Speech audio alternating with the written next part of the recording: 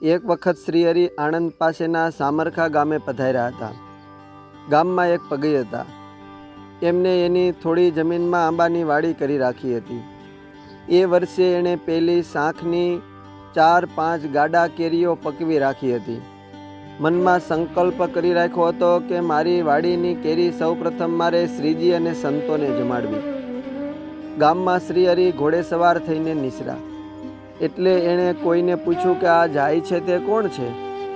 કોઈએ કહ્યું કે એ તો સ્વામિનારાયણ ભગવાન એના ભક્તો સાથે ચાલ્યા જાય છે. પગી તુરત દોડ્યા. માણકી ઘોડીનું ચોકડું ઝાલીને શ્રીહરિને પગે લાગીને વિવેકથી 2 હાથ જોડીને બોલ્યા કે હે પ્રભુ, તમે આજ અહીં રાત રહો, હું મારાથી બનતી તમામ સેવા કરીશ. શ્રીહરિ કહે, પગી, અમારા સાથે ઘણા માણસો અને ઘોડા છે, માટે એમને ભોજન અને ચંદી જોઈશે.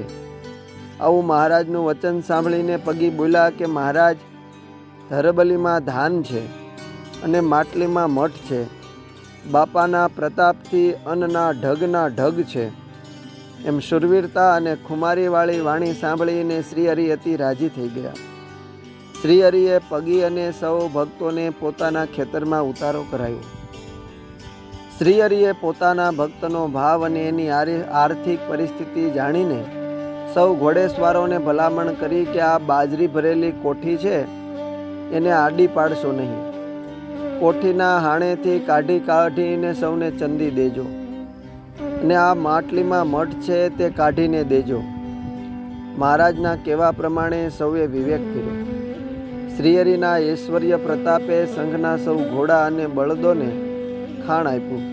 તો પણ એ ધરબલીમાં એટલું ને એટલું જ રહ્યું, અને માટલીમાં મઠ હતા તે પણ એટલા જ રહ્યા. શ્રીહરિએ ત્યાં એમની વાડીમાં પધારીને સર્વે સંતો ભક્તોને 4 કેરીઓ આપી.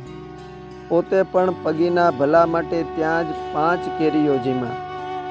આમ શ્રીહરિએ પોતાનો પ્રતાપ દેખાડીને પોતાના ભક્તને ત્યાં રાત રહીને સવારે ત્યાંથી વિદાય લીધી.